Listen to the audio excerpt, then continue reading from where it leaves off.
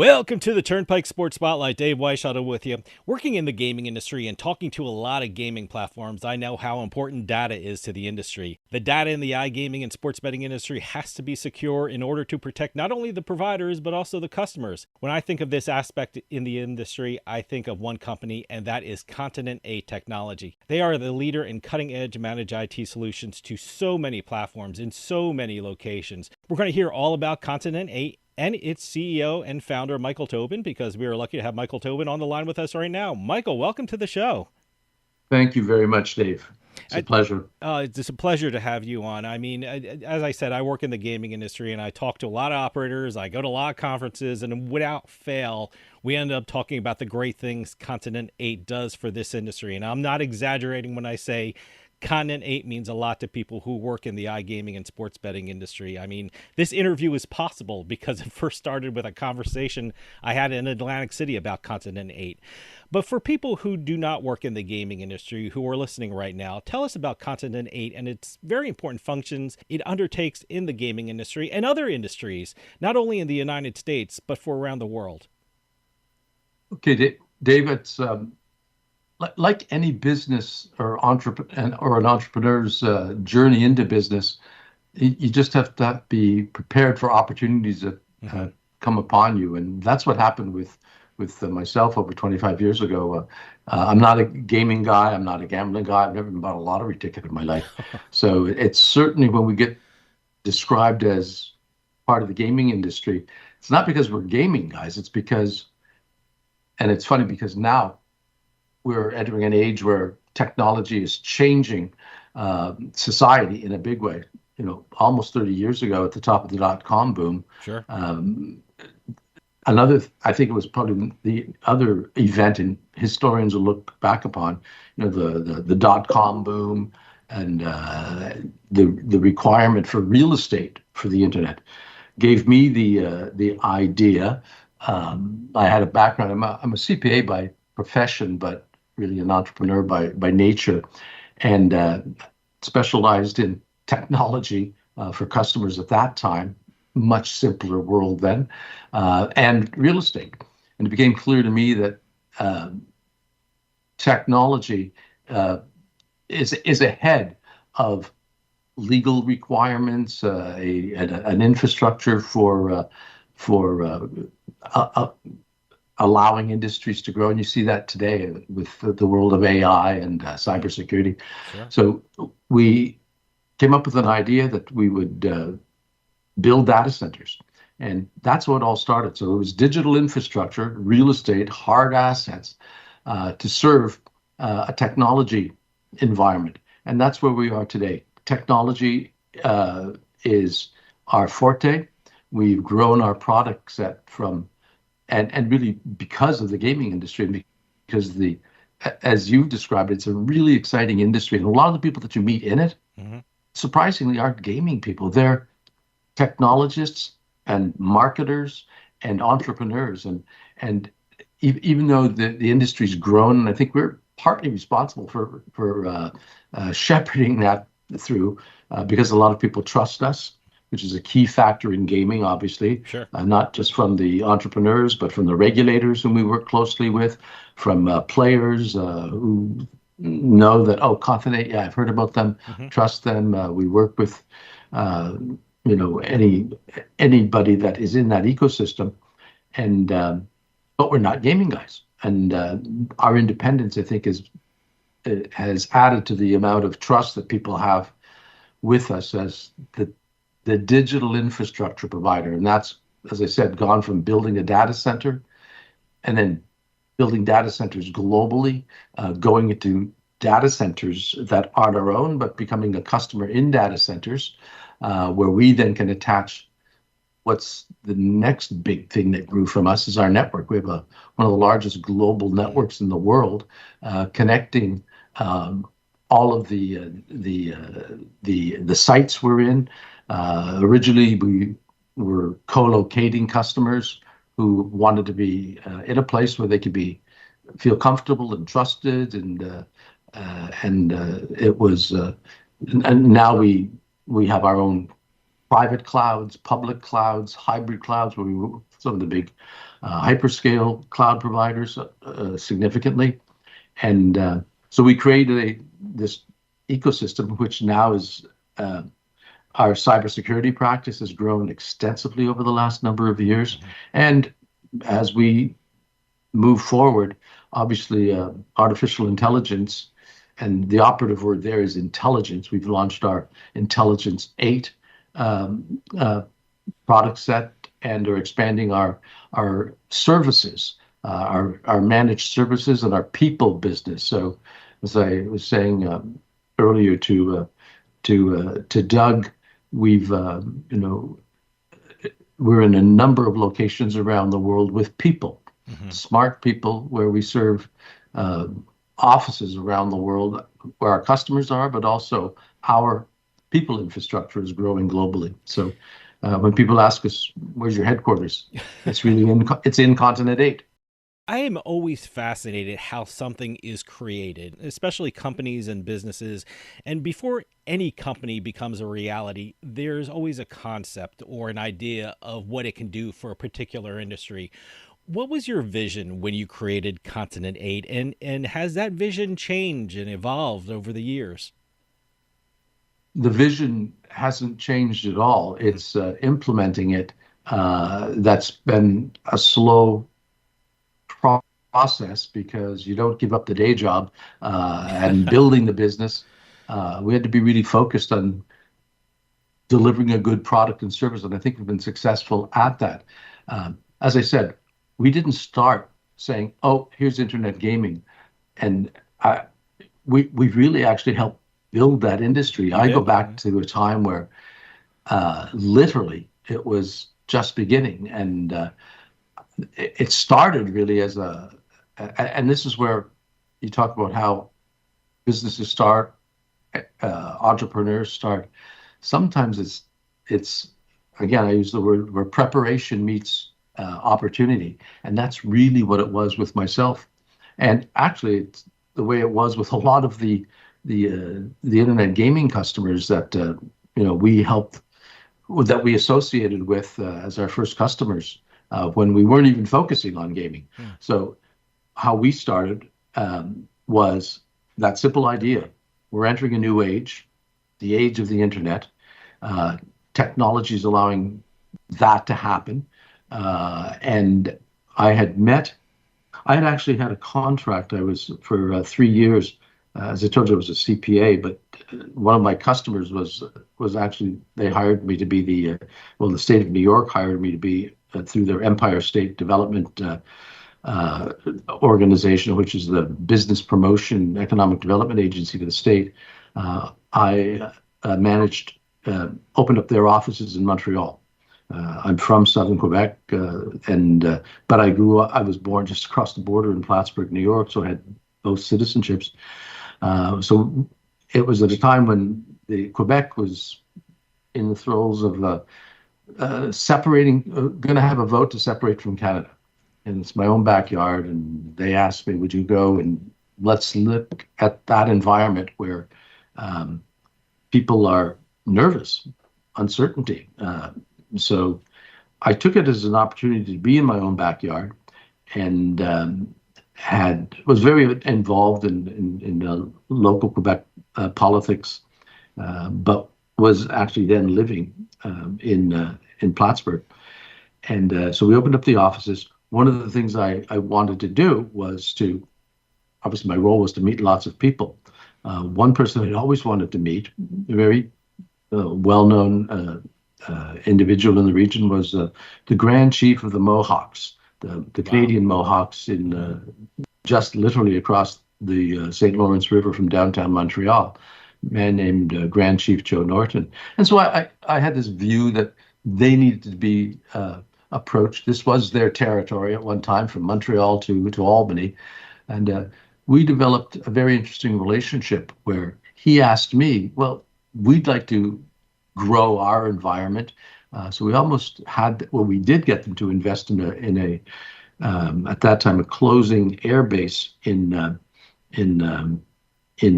two closing air bases in New York State. In fact, you're based in New Jersey, so you may remember Sure. McGuire McGuire was Air an air Force base, Base. Yeah. and it was either McGuire or Plattsburgh that was going to be shut down.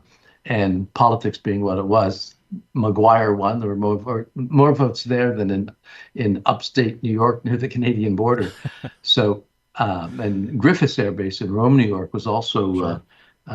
slated to reinvent itself. And so Plattsburgh, Griffiths set up Redevelopment Corporation. So I was very involved with that in the region that I lived in, and my background is, a CPA, a developer, real estate development, and entrepreneurial initiatives before this industry.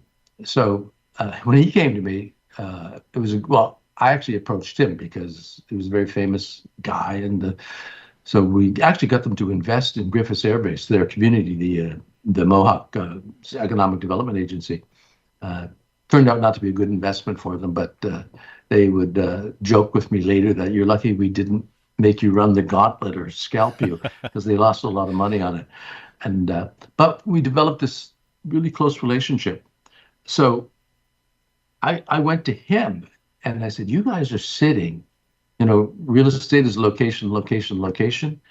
They were sitting on the fiber between Montreal and New York City, going right through their territory on the rail lines that, the St. Lawrence Seaway goes through their territory. They have a bridge that they literally can stop all traffic going in or out of the Great Lakes to the St. Lawrence River because of this bridge that it's a railroad bridge, and there's a car bridge that goes there. So they were like a key controller of a transportation route.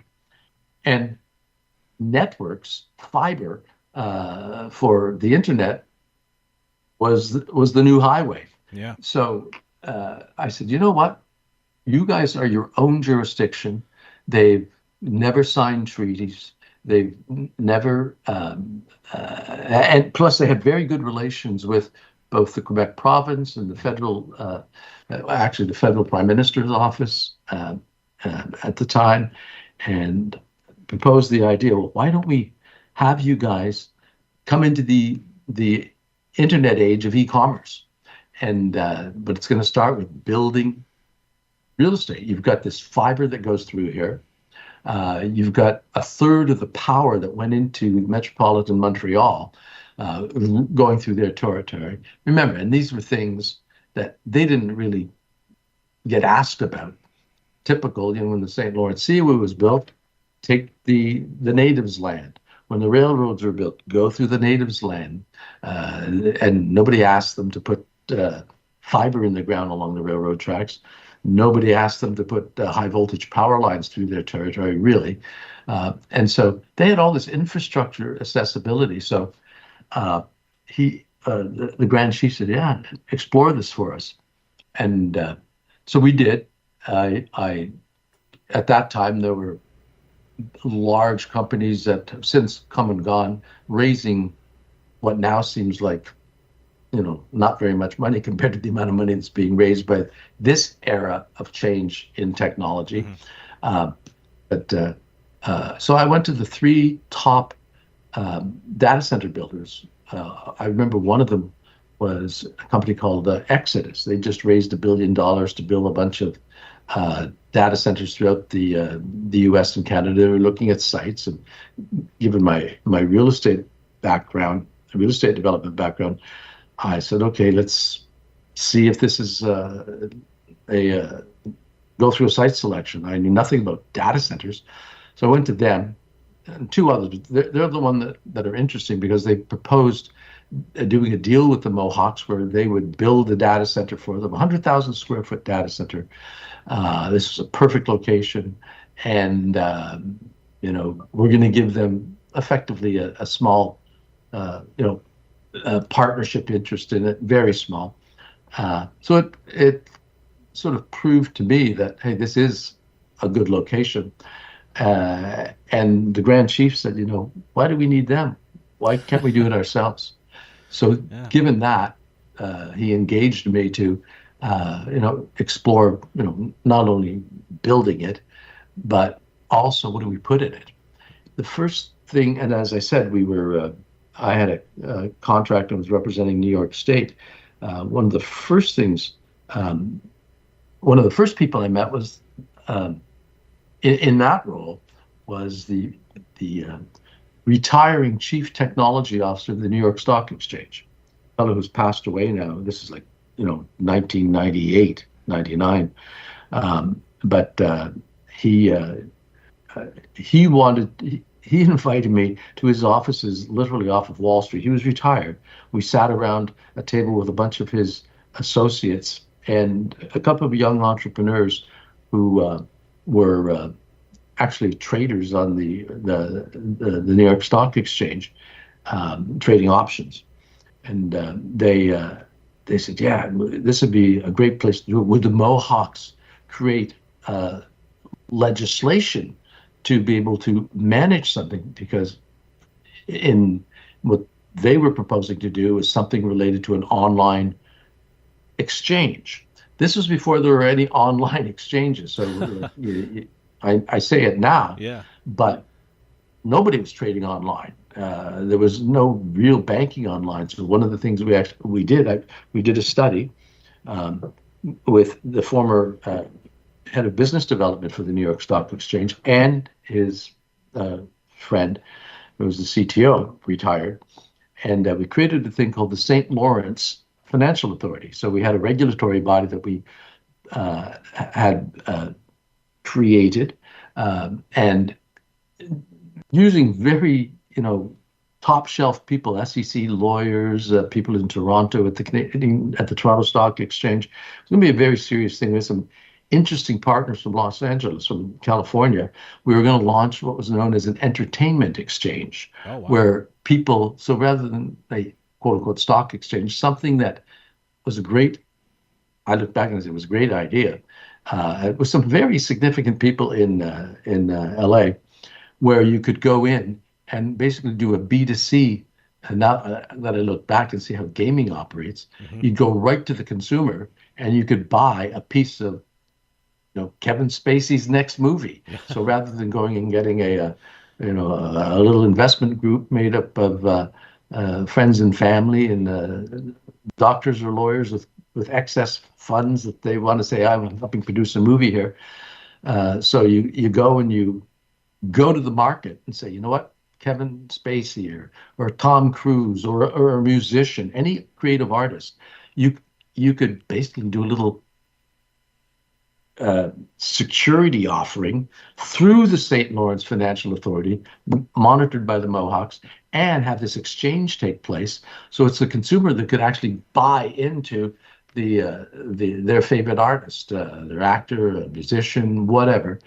It was a fabulous idea and would have worked. But what did it do? It got lots of attention, as you can imagine. Yeah.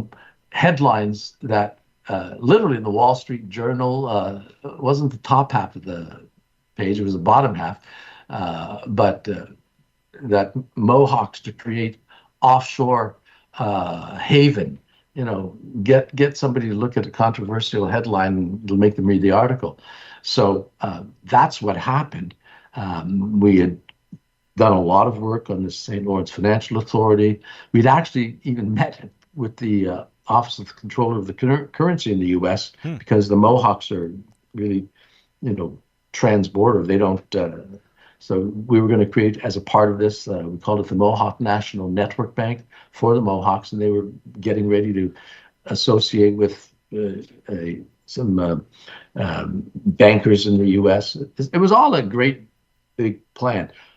When meanwhile we're making plans, found the right people to design and build the data center. Actually, someone who did it was actually still with me today after 25 years, who's happened to be a very talented Huron Indian from Quebec, but was an engineer and knew how to build data centers, wireless towers, so good technical skills. Headlines started getting calls, the Mohawks did, and because I was quoted in it. I started getting calls from people that knew me, Yeah. and one call was from a lawyer friend in Montreal who Hmm. said, I've got some clients that might be interested in that data center that the Mohawks are building. And what do they do? Online gambling. And I said, Yeah. online gambling. I didn't know what that was. I'd Hmm. never even been to Las Vegas. Like I said, I'm not a gaming guy. Um, that's how it started. Pure serendipity, being prepared when opportunity arises. Uh, and it's a pretty simple story after that. Hmm. It Most of these early adopters who are probably 3 or 4 generations back, names that I won't really mention, but literally started the online gaming industry. None of them gaming people either. One was, it was really some of the big brands that you hear now. If you go Sure. back to their roots, Sure. it's these people that were there. And most of them were all in Antigua who Hmm. were giving licenses. Antigua was also in a fight with the U.S. because you remember at that time, the last thing that land-based casinos in Atlantic City or Vegas, the only 2 places that you could really gamble, Sure. wanted to see is this Yeah. online gaming thing that was happening out of Antigua, particularly. And they actually, if you remember, Antigua took the uh, the U.S. to the World Trade Organization Yes. and actually won Yeah. the case against them. But and to Antigua's credit, Hmm. they were entrepreneurs too. Yeah. But Yeah. it's not the place that these entrepreneurs, uh, people look at me now and say, Mhm. "Oh, wow, you're really smart to do that." And I said, "I wasn't smart at all. I should have sold books back at that time, because Jeff Bezos had started just a couple of years before." So, but we had then got pushed into this opportunity with um, the some of these half dozen people that were in Antigua. Hmm. We realized that we needed to build good technology, but we also knew that we needed to put a proper regulatory environment in place. I'm glad you mentioned that because I've always said that Continent 8 has been doing amazing work for a very long time in a lot of locations around the world. And speaking as a lawyer, I that is very impressive because regulations are different in every jurisdiction. I mean, I just had an interview with the Pennsylvania Gaming Control Board, who has different rules than the state I'm sitting in, which is New Jersey, and we're only separated by the Delaware River. And adapting your operations to the different rules of regulations of a particular jurisdiction is incredibly important. And it really seems like you and Continent 8 does that so well. I mean, is that a challenge for Continent 8 in adapting the rules and regulations of a particular area? And how do you go through that regulatory process? Well, I think, as I said, we recognized right away that if you're going to do uh, gaming, online gaming, Hmm. how do you take something as probably unregulatable as the internet? You can see that today, Yeah, where it's you know anthropic. No, you can't use the latest version of Claude out there. Like you can't regulate the internet. You sure, just have sure. to manage it in some fashion. But then you take something that's probably over-regulated as gambling, and gambling. But since then, I use the word gaming because I think the concern about addiction is just as bad now with things like esports and the not traditional gambling from 25 years ago, but all of the online, entertainment activities that take place. How It's almost like over-regulated, right? Sure, sure, Um, absolutely. and so we recognized right then and there you were going to not just be able to throw up a bunch of technology, put it on uh, what is a pretty sophisticated and independent thinking uh, um, First Nations um, territory, and expect people to believe you that it's just some nefarious, uh, you know. people running this and using the native reserve as a front. We didn't want that. It was really truly about economic development and creating something that the Grand Chief had the vision to, trust someone to partner with them in a way that wasn't just about the immediate money. That was happening all the time, and in a lot of the nation in Kahnawake, one of the biggest challenges we had was to get young Mohawks to come and work for us, because a lot of them were working in the cigarette factories where they were making a lot more money than we would. As we started to train people in IT, that wasn't too exciting back then. Mm-hmm. So it was truly about economic development, and the idea was important, that to have dialogue and discourse. The best way to do is not to, when you're in a competition, is not be an adversary, but get to know why you say yes to something and somebody says no. And I get it. Mm-hmm. When this was announced, that the land-based gambling industry would certainly be against it.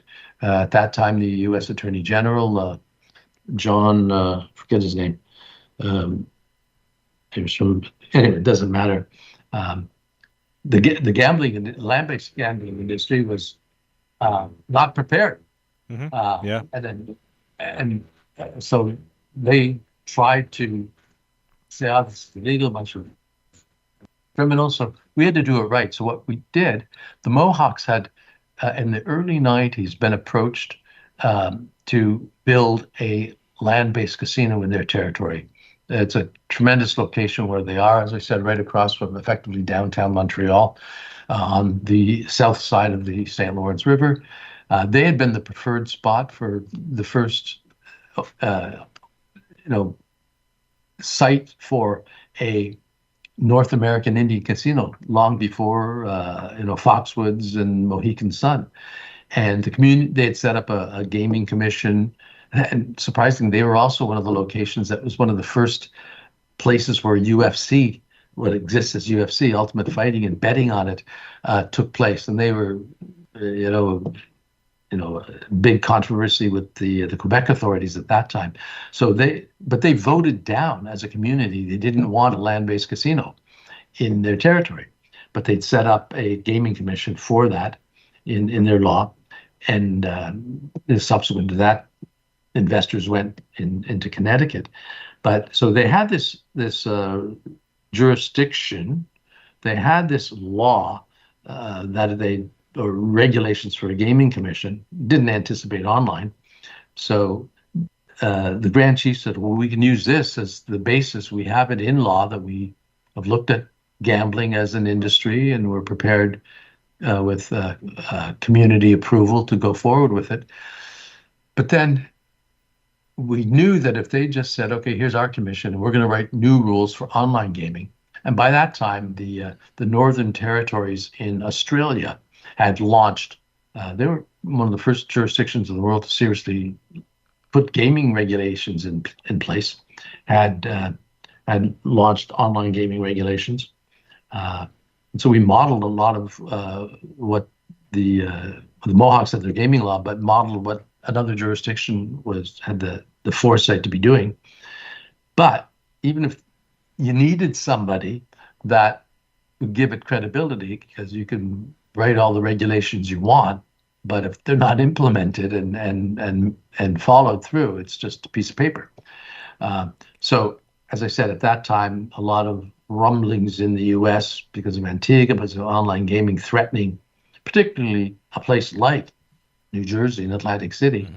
The retiring, at that time, director of the Division of Gaming Enforcement literally was retiring. I researched a bit, and we'd met through this lawyer that I mentioned and another associate that we were introduced to in this period where we were, all of a sudden introduced that, iGambling, that exists, and hey, they might be a vertical that would come to our data center that being built for the Mohawks.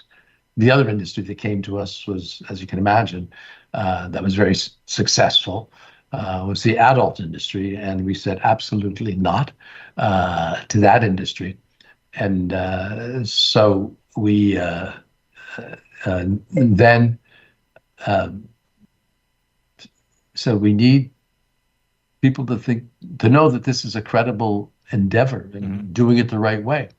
And so we approached this chap, a guy named Frank Catania, who literally was retiring at the beginning of 1999, in January of 99. As soon as he finished as soon as he retired, I felt comfortable enough to go and approach him. And he'd been one of the big spokespersons that iGambling is it's a threat to the land-based industry, and so they just weren't. The land-based world weren't prepared to see how important this was for their business. And today, it's just the opposite. Everybody's partnered with them, and it's a blended mix. So if you're afraid of something, you say try to stop it. So approached Frank, and he came in as an advisor. And he could do it because it was not in the U.S. And I believe there's restrictions on what a former regulator can do within the U.S. But this was in Mohawk territory in Canada, so he was able to advise. But what it really did is give us some insights, and and frankly, I'm glad it was New Jersey because, we've over the years had a very strong partnership with New Jersey, and I'll get to that in a second. They are the preeminent regulator that launched this whole online initiative in the U.S., and a lot of other regulators are great. You mentioned Pennsylvania was soon to follow them, but that's another part of the story. So regulation is really, really important, and otherwise, gaming can be quite destructive, not just iGambling, but gaming. So Frank came on board. We had other key advisors who knew the needs of the online gaming prospects that we had. But the one thing we wanted to make sure we did is to have the regulatory environment done right. And the Mohawks actually set up, a very rigorous gaming commission, despite the fact that a lot of people said, they're not doing anything. They were entrepreneurs in that. What happened soon after that, gaming became something that a lot of smaller jurisdictions said, hey, this is e-commerce. It's an activity that we can do the same thing as the Mohawks. So Gibraltar, Isle of Man, Malta, all said, let's us do it. We're small, we can do the same thing, which is another part of our story because as gaming entrepreneurs, bought into the concept of great technology, the Mohawks built the data center. They put the regulatory commission in place, supervised or advised by Frank Catania. So you had those two pieces. And so it just kind of mushroomed from there, where you had a customer that said, we want you as a supplier. And we became friends with a lot of these entrepreneurs to this day. All of them are long since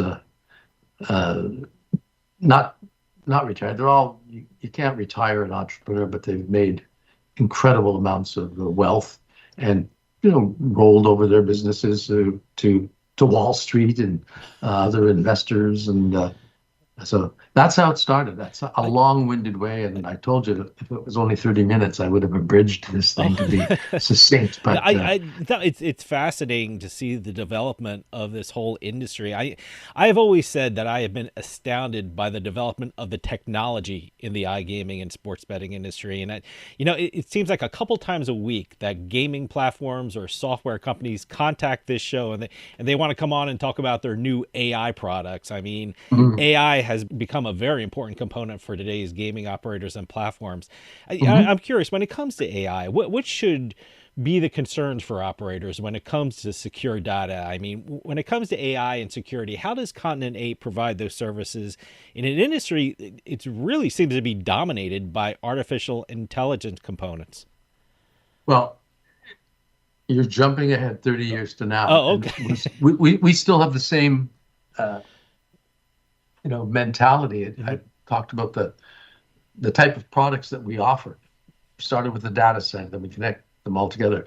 Um, we have this global network. One of the first things that we're doing internally Hmm. is we brought on a whole AI, um, and I say experts. Everybody's, you're an expert yesterday is not an expert today. It's Hmm. fact. It's happening so fast, right? With AI, but we are associating with a group that will become a part of uh, our our AI practice. We know that some of our customers are large customers have their own AI teams, but we've got some interesting things that we are doing with AI, managing and systems that are managing our network, managing our customer support, helping uh, uh, some of our SME type customers, and even some of our large customers, dialogue and discourse about the use of AI. So it's a story that's not new. Hmm. AI is obviously accelerating at a rapid pace. Yeah. But again, it comes back to trust. We exchange, our experiences and learn from our customers who trust us. Um, it's the next product set that we're adding to our cybersecurity is something that we've been doing literally from the time that we started building data centers. When you talk about protection, one of the first cybersecurity problems that the gaming industry had was because it was seen as profitable, and it was.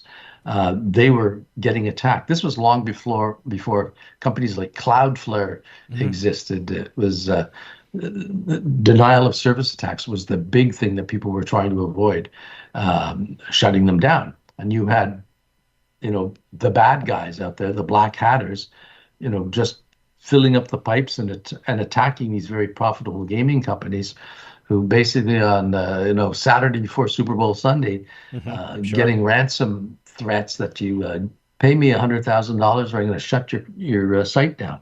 And because we had developed like literally probably 70, 80% of the gaming traffic was going through us in our by this time global locations, because what we did is once we built the Mohawk data center for them, we actually brought them in initially as partners, because my then partner and co-founder at that time, uh, customers said, well, find another location for us in Europe, find a location for us in Asia. So we had the relationships with them, and we actually had the Mohawks at that time because it was economic development.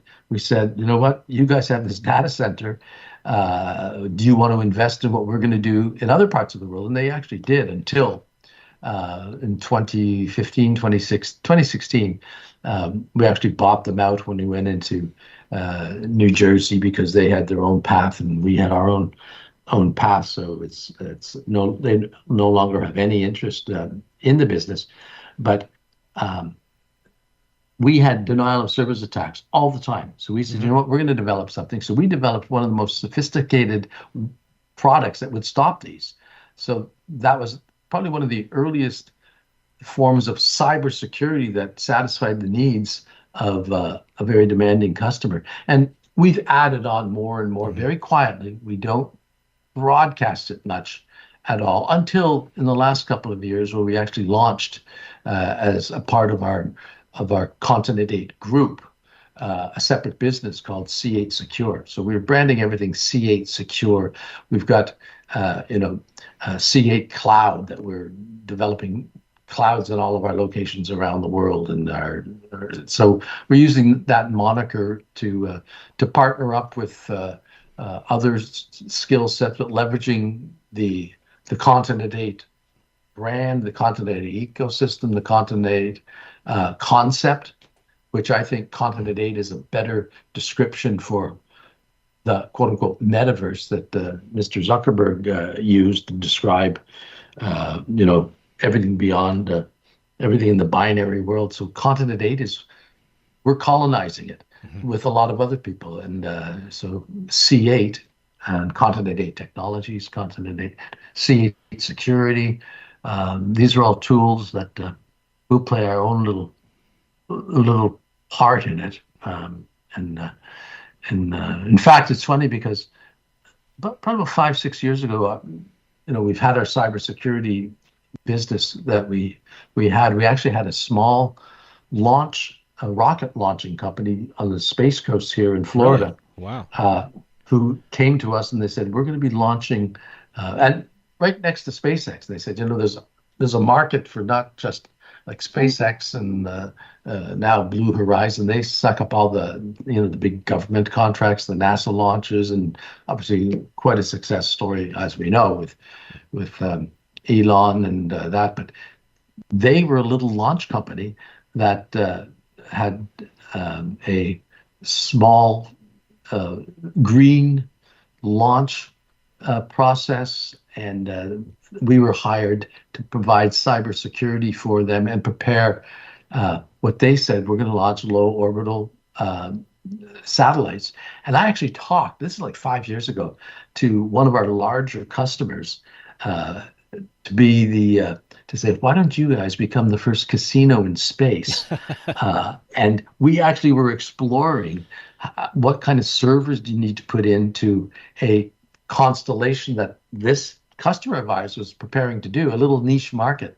Little did I know I should have dropped everything else and tried to be maybe I would have been bought by Elon this week, sort of thing. But I don't do it because I want to sell out and become wealthy. I've become wealthy just in the relationship we've had. And as an entrepreneur, you're a lot of what you do is because you enjoy the people, you enjoy the challenge, you enjoy being creative, you enjoy the people that are your customers, you enjoy the people that are your team. And so we're small. We have like less than 400 people in our business, but we're going through a major transition, as I say, to really put people globally around the world and create a culture where, not everybody wants to, work for a big corporate entity. And that's the thing that, we've tried to do, is to create an environment that is growing. And lots of opportunities come from it, but it's almost ballast against the big tech, big corporates, big government, big labor.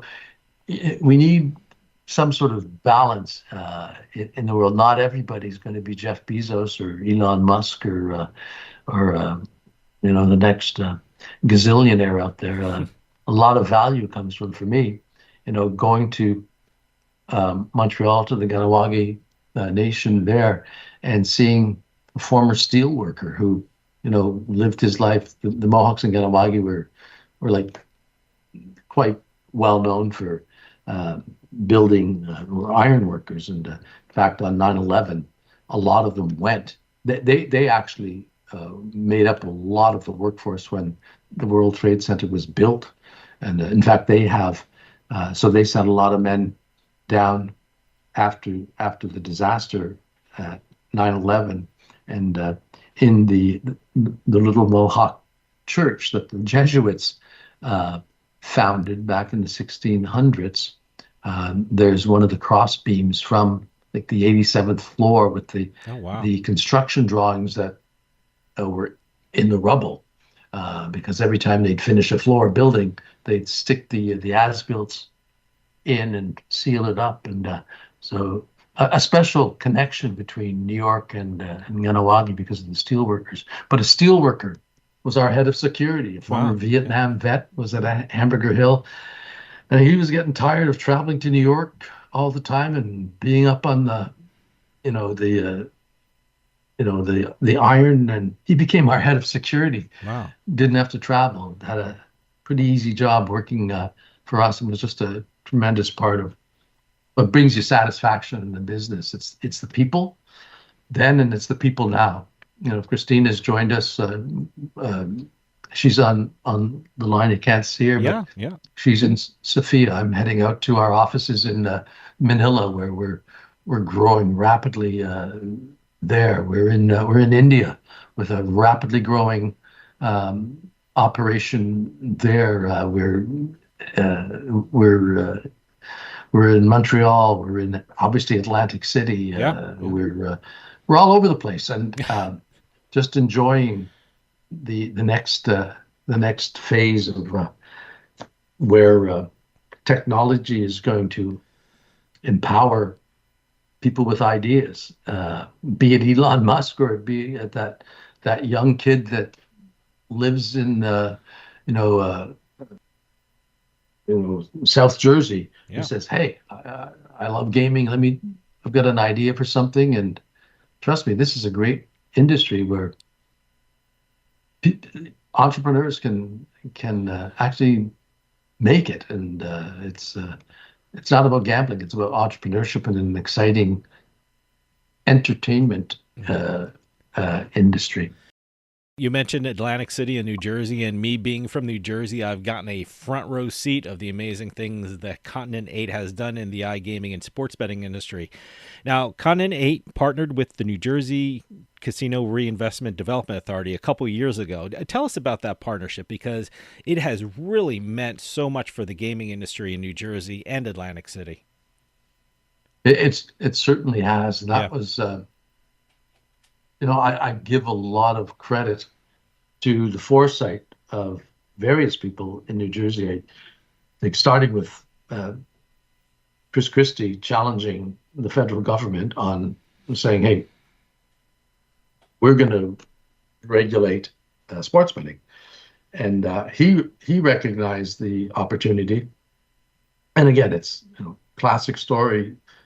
State rights versus the federal government, who's in charge. You can see it today in the whole prediction market issue, which, by the way, is not new.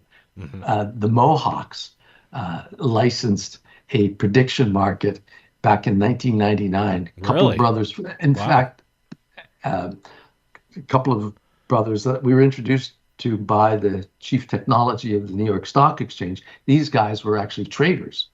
And selling options, and they started something licensed by the Mohawks, and then they moved to Dublin, and were actually traded on the stock exchange. And some tragedies happened, but they were actually doing this, events, betting on events using an options framework, which is very similar to, obviously, what the new flavors of the month are doing. And but New Jersey was very creative. New Jersey is the hardest place to get regulated. They're very thorough. I joke with people that first time I was introduced to the Division of Gaming Enforcement, Dave Reebok, who had followed Mr. Catania, I said was advising the Mohawks, and his team. I recognized right away that these guys are real professionals. Don't try to pull the wool over their eyes. But at the same time, they were very open to, how do we do this? We've been given a mandate to do online gaming. So as important as what we did is what they did as a regulatory body, because people often say, government, they get involved. Well, they had within their mandate, they had a lot of very good people, and Dave's team. Dave just retired last year, and so did some of his leading lieutenants. But they've created if we have ever any idea about what should be regulated, what we can or can't do as a product for the gaming, we always talk to the DGE in New Jersey, because anybody that comes to us and says, "Oh, we want to be your customer in the U.S."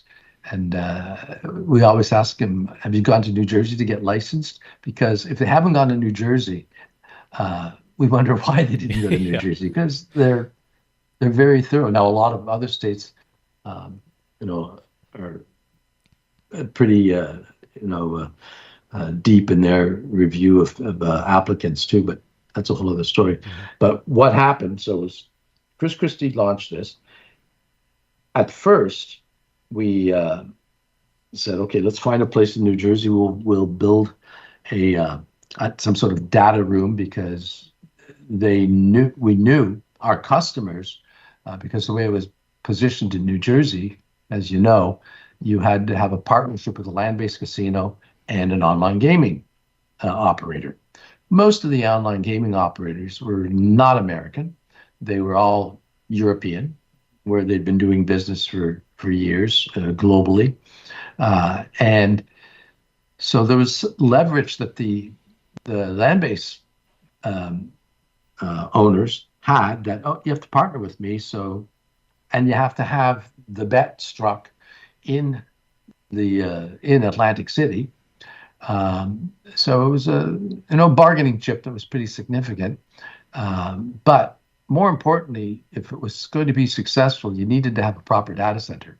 So we looked around, and we spent probably about 18 months just trying to find the right location, plus getting the law changed, because we were told that, you know what, if you're going to be operating a data center, those servers that are going to go in there that you're going to manage, those are gaming machines, effectively. So we had to get our Continent 8, and myself personally, and our key qualifying and senior employees, we had to get a CSIE license. So I always joke with people that I think if I had a 300-room hotel, I have a license that I could open up a casino, which is not the thing I'll ever do. But so some of the land-based kind of made it hard, because they forced us into doing this when, and it's fun because it worked out in the end, and for us to have that level of licensing. But eventually we put network into a couple of casinos. We're actually in 3 or 4 casinos in what are not really data centers per se. They're sort of like tier 2 type environments. Mm-hmm. But we ended up having the Casino Redevelopment Authority, which manages the convention center.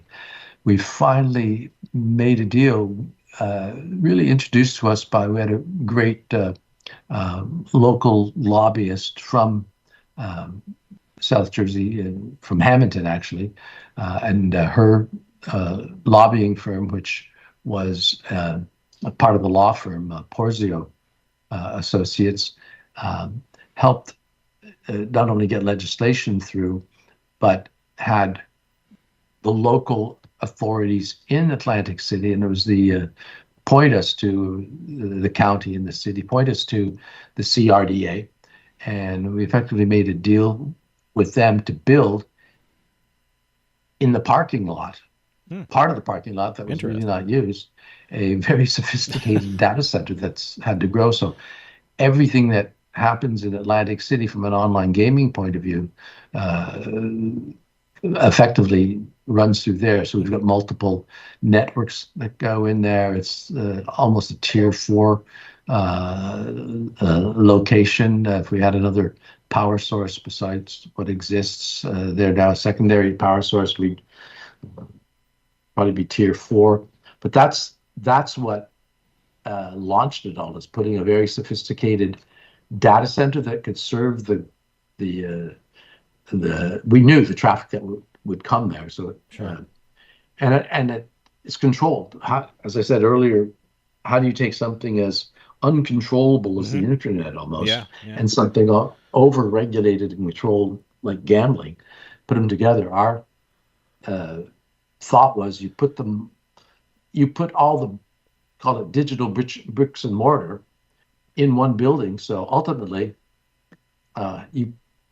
the DGE can come in and say, shut them down, pull the plug. Continent 8, we're holding you responsible to know where everybody is, know where their traffic goes. So we've developed a lot of sophisticated tools to manage not only servers and clouds, but the network, the AI. That's the next generation, where we're developing some interesting regulatory practices that will probably be able to have the regulators be our customer, where we'll have, online perpetual oversight using AI. And these are products that we're developing in our regulatory knowledge and experience and our technology expertise that a government, despite their best intentions, is never going to be able to do. And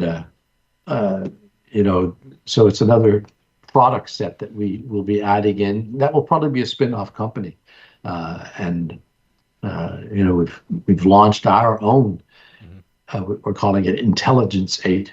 That is powered by AI, which is changing rapidly. And so we're very much in the trenches in our own way, and working with a lot of our tier 2 and tier 3 customers, those entrepreneurs that may not have the skill set or the ability, or some of the big tech companies that we compete yet cooperate with. Really, they'd rather sell a contract to the DoD or the government than some young entrepreneurial group coming out of who knows where in the U.S. and says, "I got a great idea for something in the gaming, and how do I manage to get into this?" And there's so many stories of people that have come from call it the tier 2 to the tier 3s that are now, the tier 1s and household names. Now, you mentioned one of the biggest issues in gaming for the United States presently are the prediction markets. So you mentioned, I got to ask you about it. Right now, no one is for sure in terms of regulation where the prediction markets will eventually fall. I'm a lawyer and I don't know where they're going to land. I mean, will they be primarily regulated by the federal government? What role will the states have with regard to prediction markets? I mean, I've talked to people from state gaming boards and they said flat out it's gambling. I'm curious, in terms of data and cybersecurity, are prediction markets a different animal than sports betting, or do the same cybersecurity protocols apply to both? In terms of security, do prediction markets pose a particular type of problem? I don't think it has anything to do with the technology. Mm-hmm. It does have to do with the regulation. Okay. I think without the level of regulation that states have, and the states realize it. So as I mentioned, New Jersey's been key, but a lot of other states are doubling down. And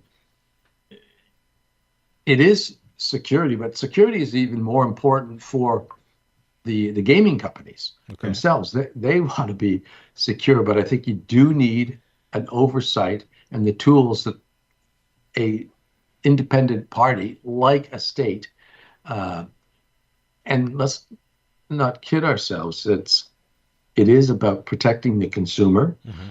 but it's, the gaming companies are the last people that want to see horror stories about somebody who's become addicted to gaming, and they're the last ones that want to see their brand or their industry dirtied with things like that. So there's really a genuine desire to cooperate and have somebody give me the good housekeeping seal of approval. I do think an important factor is revenue. Now, some of the states, I think, in collecting revenue from gaming are a little high. I'm a firm believer that taxation should be minimized and let the free market find a level that people feel comfortable with. But from a revenue point of view, I think the states are much more capable of developing products and ways of ensuring that proper revenue. And this is like pure taxation. It's not just about the economic development opportunities that online gaming, and I keep using gaming because it's more than just the gambling. But when it comes to the gambling, when money starts changing hands, I remember in the very beginning we avoided sports betting actually in the very beginning with us, because at that time there were supposedly, and probably still are, places offshore that were just, money laundering hits using the front of a gaming site, and that was one of the things very early. Like, we rejected people, and I was actually through the same investigators that we would do the know your customer investigations on the gaming commission in Kanawaki, using New Jersey contractors who had worked for the DGE. So prediction markets, I think, ultimately have to be regulated by the states as opposed to the CFTC. There's someone told a story one time about an interview that George Soros made when he was describing some sort of financial market thing. He made his money on, when the pound, he bought the right side of the pound when it dropped years ago, and it sounded very complicated, all the various things that happened in the financial markets. And the interviewer said to him, "Geez, what you're talking about, the financial markets and the things that regulate the financial markets, it sounds like gambling." And he answered, he says, no, there's a difference. Gambling has rules. And interesting. So you see it happening with some of the allegations against some of the couple of the big brands that are out there manipulating the outcomes, and I'm not the one to it's commercial competition, obviously, between almost the feds and the states, but just philosophically, I believe in subsidiarity, where you go to the closest to the people, the most local place to manage things. If you're going to have an oversight function, and government is an oversight function, I think it should be at the states, and I think the regulators who've got a lot of experience in regulating online gambling are the best ones to do it. They're also the best ones to do it and manage what I think is as much an addictive problem as quote unquote traditional gambling, is like the shoot 'em up games that happen, and Sure. What the UK's doing now and stopping social media platforms for anybody under 16 years old. I think we've got a real society problem that can best be managed at the state level. You can even expand even beyond states. Some states, things are so precise now in oversight functions and the technical ability to do it.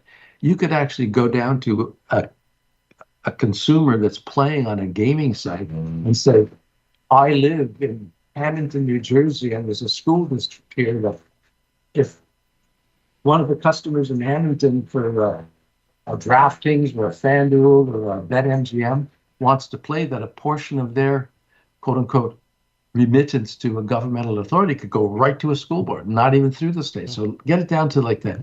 It's that precise in the world that we're at now that I don't know. I think it should be at the state level, but who am I? There'll be lawyers like yourself, yes, who will make a field day out of arguing this for the next 5 years. I'll be part of the problem. That's my role there. But I got to ask you, rules and regulations constantly changing. Technology is always evolving and developing. In the coming months and the coming years, what are some of the issues gaming operators should be aware of when it comes to data security and cybersecurity for their platforms? Is there something you see down the road which many people may not be thinking about right now, but will have to deal with in the gaming and sports betting industry and probably prediction markets in the near future? I think, and this is self-serving, I think you need to work with a company like ourselves, whom all of our customers trust us. We see things that happen to our customer base that we don't say, "Oh, so-and-so did this, you should do this." We don't do that. They trust us. There's a lot of secrets that we're a party to. I think our customers are the best people to, through the trusted relationship we have with them, to say, this is a problem. How can we solve it for ourselves? But how do we and our competition and our competitors solve it for the industry? Be it a regulatory initiative, be it some technical cybersecurity attack.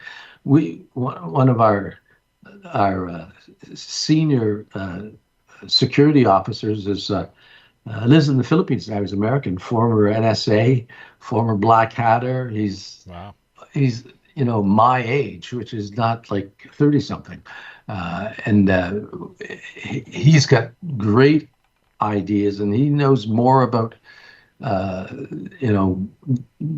bad things that are out there, like customers like to talk to us. We have every spring, and they want to up it to a couple of times a year. We have a customer advisory board, and it changes who comes to it, but it's the top 20 brands that you would list, or people do list in the U.S. 19 of the 20 are our customers, and the one that's missing we'll get soon. But we have them and some others come to our customer advisory board retreat for 2 to 3 days.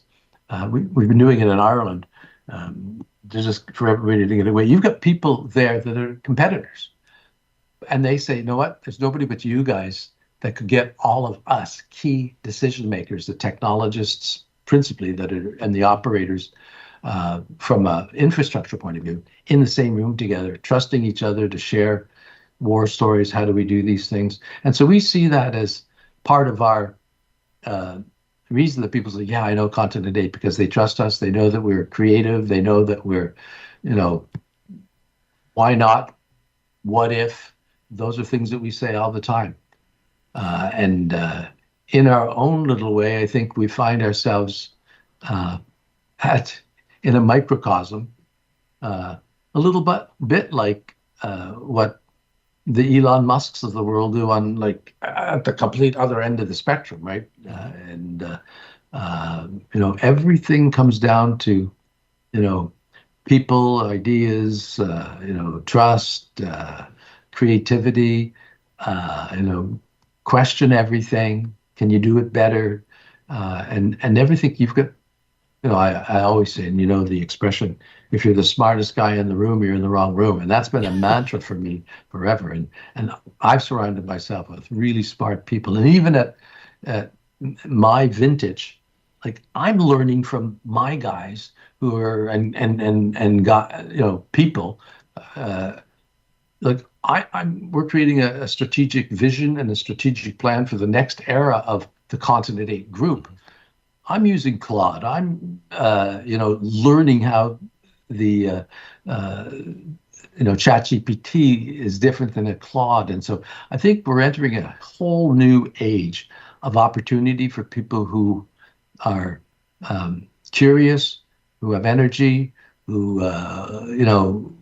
want to compete in what's probably going to be, I can't imagine what my team and my team, the average age of my team is half my age, and I just can't wait. I probably won't be around when they're my age, but to see what's accomplished, and for them, I'm bringing in some strong new leadership from other experiences that are going to add to what we're doing and what we have done. They're going to learn what we've done. We're going to learn what they've done. So that's part of our next major phase, and you'll hear more about that in literally the coming weeks, because you need to bring people who are smarter than you, more experienced than you, different experiences in. And that's, again, going back to the customer, the people that we serve. A lot of them are friends. A lot of them trust us to, what's so-and-so doing, or what do you think of this? Mm-hmm. And they talk together, like I say, at customer events that we have. But it's it's going to be a wild ride for the gaming / entertainment world, because it's that ties into other verticals, which we are focusing on as well. We've proven ourselves being able to be regulated in an industry that's very hard to regulate, harder to get a gaming license than it is to probably get a banking license. So we're looking at adjacent verticals in other regulated markets, because we've proved ourselves, and we're going to continue to prove ourselves by working with gaming regulators to help them improve, and help them with us and with our customers develop the policies and practices to protect with a light touch, but one that's effective, the gambling addictions and behaviors that are encouraged or shaped by being online too much. But some of the interesting products that are in verticals like fintech, like crypto. We actually have a very interesting crypto project that we've been holding off on, that we will be introducing in the next year. But as I said, we've got a whole AI practice that we have launched, and we'll be partnering with people that are, again, smarter than us, more experienced than us, that are saying, you know what, we like you guys, we trust you, and we think we can grow with you. So we'll be partnering up with smart people under a Continent 8 group banner, Continent 8 brand.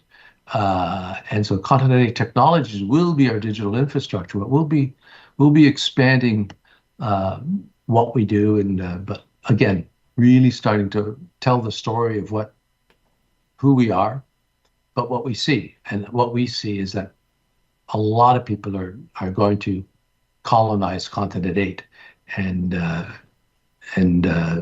we just want that brand to be further recognized by people that can give us a recommendation that these guys are great guys to work with,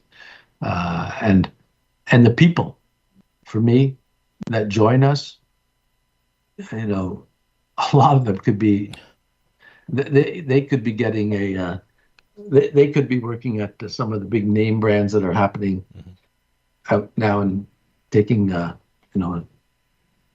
they don't want to be. A lot of them have a history being in larger tech companies, but they really enjoy the environment we've created. And we want more people like that. So we'll be growing, and globally. So, Michael, we're running out of time, but I just want to remind people that Continent 8's website is continent8.com. And is there any other place that people should go to learn more about Continent 8 and the incredible work you're doing and what you continue to do and what you'll do in the future? Is there another place where people can check out Continent 8? Well, that's actually what we're preparing now, because we've not been very good marketers. So I mentioned that I'm trying to, we have a series of internal discussions over the next couple of months, over the summer, where we're going to come out with we'll make some announcements as far as like new people that'll be joining, but together we'll be shaping a vision statement. I know everybody talks about doing things like this, and we've done it before, but it's time, because our environment has changed and the opportunities have grown, that we'll be launching a better communications and marketing platform, and more content. So continent8.com is the place to go, but I'll be, as a separate venture, I have the domain name c8.com that will be sort of it's not Continent 8. Continent 8 is the place that we're colonizing. And but C8 is going to be the platform. It's easy to remember. It's not as good as x.com, but it's c8.com. No, it's memorable, yeah. Yeah, and so that'll be a place that we, I can respond and say, you want to know more about not just Continent 8 technologies, but about Continent 8 and what's going on, and what we think is, we're not shooting rockets off to the moon or the Mars, but our Continent 8 is terrestrial, because often people will say, Continent 8, aren't there, like, people forget grade school, though there's only 7 continents. So continent 8 is the world of the internet, the global village, the that place between earth and heaven. It's so we're going to be a lot more focused on marketing and communications. That's why people like Christiana have joined us, and we're going to put more attention on our story and our so. And so that's why I appreciate the opportunity to talk with you guys, and be glad to be a little more succinct on. No, I hope you come back on. It's so. I hope you come back on. It's so interesting, and it's just amazing that what you have done with Continent 8. Well, it's not me. It's the people that are with me, and it's there's a lot of things that we dream about and scheme about that we just don't have the resources of time, talent, or money to do everything at once. But we're pretty confident and pretty optimistic about what's happening now in the world of, it's not just technology. It's a whole philosophical and an anthropological and psychological change that's happening place in the world today because of, technology tools that are out there. It's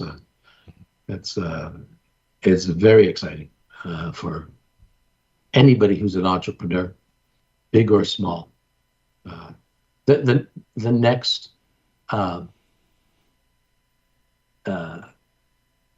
successful, if you judge success by money alone, I go back to the beginnings and go back to the entrepreneurs that we met, and we met them the first time we arranged to meet, and there were 5 of them in the room. All 5 were successful in launching, and then they were the seeds of some of the big brands you hear today. In a room in Vegas. Remember, we met them through a contact that we had developed at Caesar's Palace. I'd never even been to Vegas, and we met them, and I can still see 5 of their faces and know them all still to this day. And that seed grew into what exists today. And I can't imagine, 20 years from now, what how this has changed. So it's it's an interesting place to be, and that's where I guess I never will discourage anyone from being an entrepreneur or surrounding yourself or being a part of an entrepreneurial team. That's for sure. Michael Tobin, CEO and founder of Continent 8 Technologies. Thanks so much for coming on and talking about the great work Continent 8 does. I mean, data security and cybersecurity is such an important aspect of iGaming and sports betting, because not only does it protect gaming operators, it protects customers. And Continent 8 has been doing it for such a long time in such an amazing way. Michael, I hope we get a chance to talk again, because I have a million more questions to ask you, but just not enough time. But thank you for your time today. You're very welcome, Dave. Look forward to speaking again. That'll do it for us this week. We'll see you next time on the Turnpike.